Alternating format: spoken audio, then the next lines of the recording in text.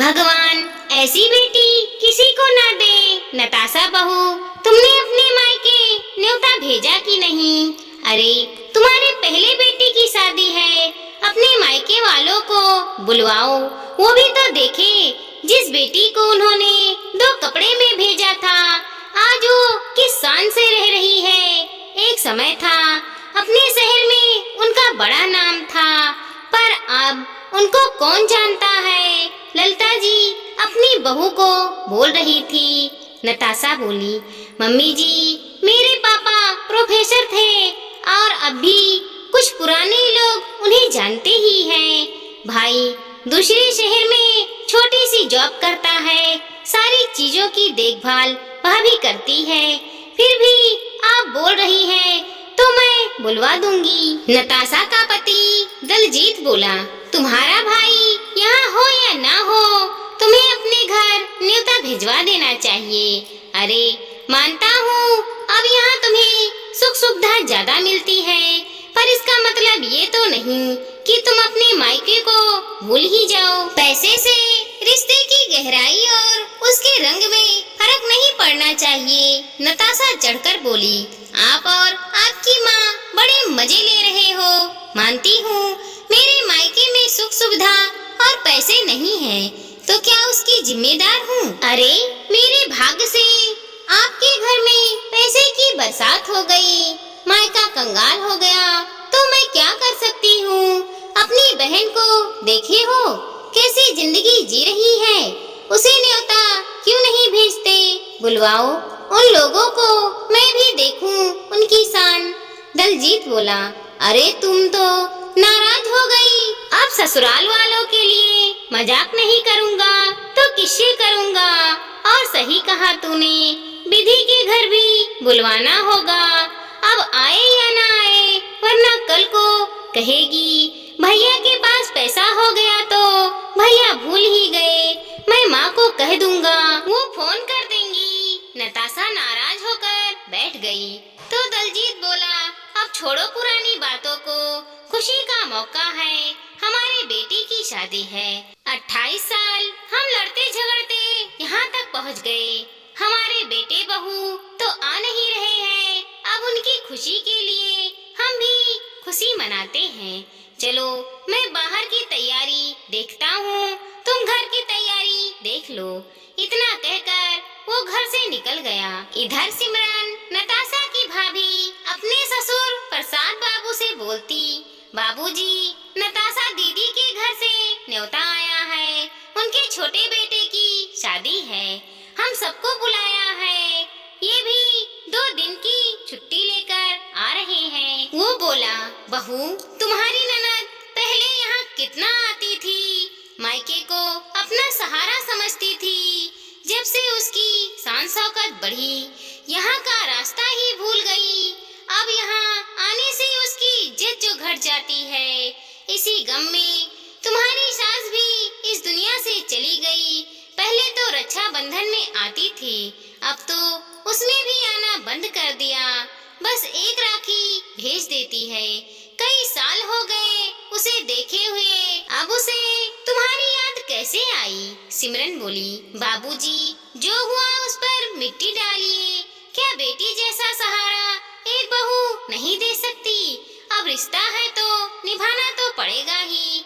माँ जी के जाने के बाद मैं नहीं चाहती कि वो लोग ये कहे कि भाभी ने रिश्तेदारी निभाई नहीं। मैं हूँ ना, आप चिंता क्यों कर रहे हैं? मैं सब संभाल लूंगी, किसी चीज की कमी नहीं होने दूंगी। सिमरन के पति दिनेश दूसरे शहर में छोटी सी जॉब करते थे, घर के हालात अच्छे नहीं थे, सोने का भाव इतना बढ़ गया था कि नया कुछ खरीदना सिमरन के बस की बात नहीं थी। उसने अपनी पुरानी सोने का मांग टीके को साफ करवाया और बाजार से एक साड़ी और मिठाई लेकर पैक करवा ली और पूरे परिवार के साथ अपनी ननद के घर पहुंची। रात में समारोह था। सिमरन ने तोहफा प्रसाद बाबू के हाथ से ननद को दिलवाई। सिमरन तोहफा देखकर उखड़ी हुई आवाज में बोली, बाबूजी, इसकी क्या जरूरत थी? मैं कौन सा मायके के सहारा बैठी हूँ, मैंने बहू के लिए सब ले लिया है। बेकार में लोग देखेंगे तो हंसेंगे। आप तो बस बहू को आशीर्वाद ही दे दीजिएगा। ललिता जी आगे बढ़कर पैकेट लेकर बोली, अब मायके से क्या आया है ये तो देखना ही पड़ेगा। उन्होंने साड़ी को खोलते हुए कहा, ऐसी साड़ी हमने अपने ड्राइवर की बेटी की शादी में दी थी।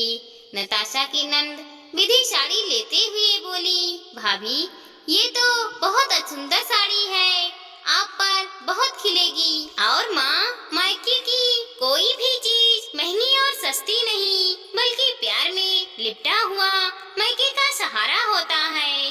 नताशा बोली, विधि दीदी अगर आपको ये पसंद है तो आप ही रख लीजिए, क्योंकि मैं और मेरी बहू तो ये नहीं पहन सकते हैं। प्रसाद बाबू बहू का चेहरा देख रहे थे।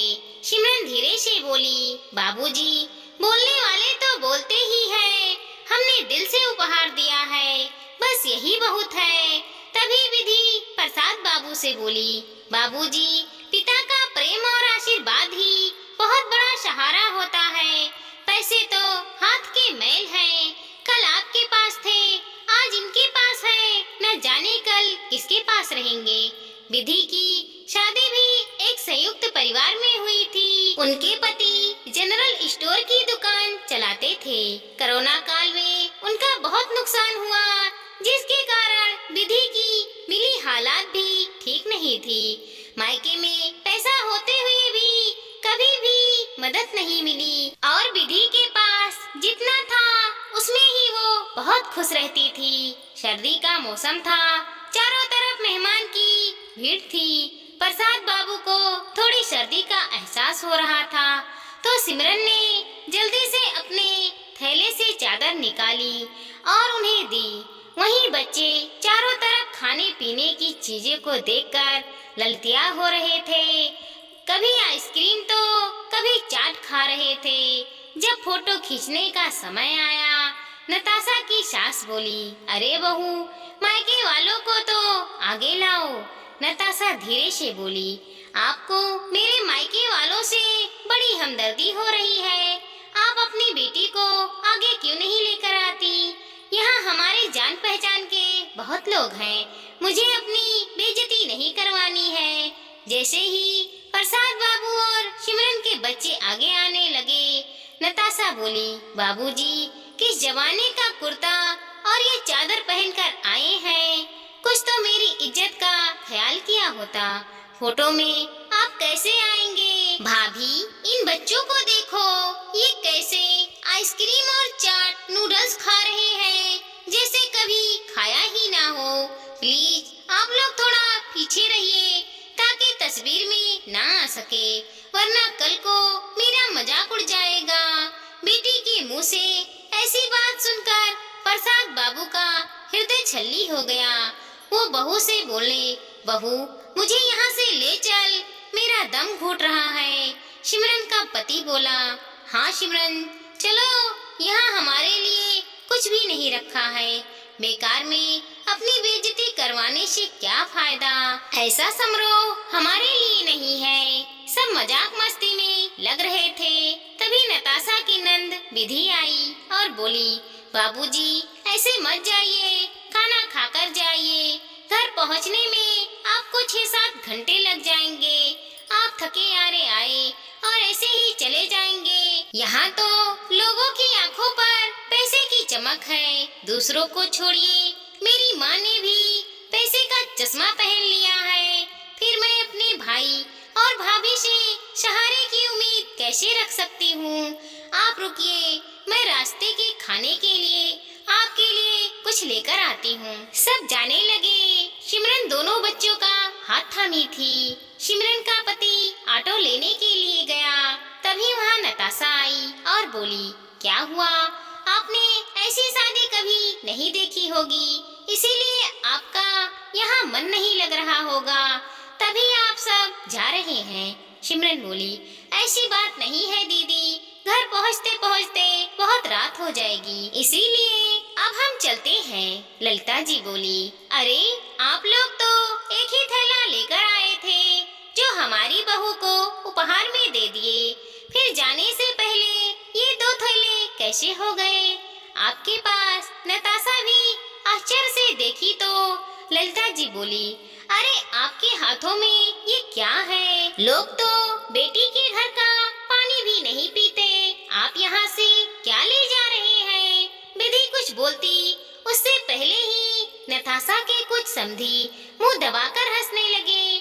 सिमरन का शबर का बाण टूट गया। उसके ससुर के हाथों से थैला लेकर उसके सामने खोल दिया और बोली, ननद रानी, इतना कुछ होते हुए भी जिसका मन इतना छोटा हो उससे भला कोई क्या ले जा सकता है? जिस इंसान ने आपको जन्म दिया उसे अपने सहारे की जगह शरेआम रुसवा होते हुए देख रही है। नताशा बोली, मैं तो बस देख ही रही थी, मैंने दिखाने के लिए तो नहीं बोला। वहीं विधि बोली, भाभी, ससुराल में मायके की इज्जत बनी रहे ये जिम्मेदारी बेटी की होती है, पर मैं आपसे भी क्या बोलूं, जब मेरी माँ मेरे मायके में मेरी इज्जत नहीं रहने देती तो वो बहू के मायके की इज्जत क्या रखेगी? प्रसाद बाबू सिमरन से बोले, बहू, अब एक पल भी अगर मैं यहाँ रुका तो मैं अपने प्राण त्याग दूंगा, मुझे घर ले चलो।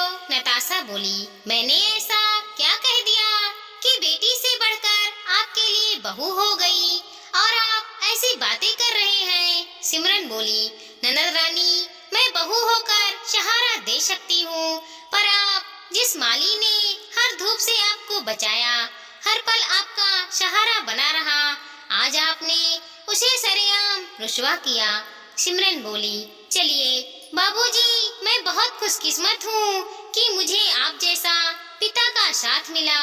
मायके में माता पिता तो अब नहीं रहे, मैं बहुत भाग्यवान हूँ जो आपकी सेवा का मुझे मौका मिला। जिसने अपने माँ बाप को ठुकराया, किस्मत कितनी देर उनके साथ रहेगी। तभी सिमरन का पति आया और पूरे परिवार को अपने साथ लेकर चला गया।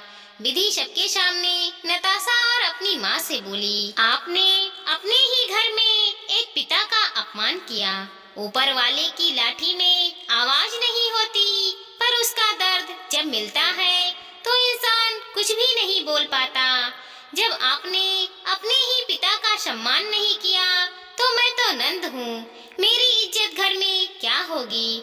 आज से मैं आपसे और इस घर से हर रिश्ता खत्म करती हूँ।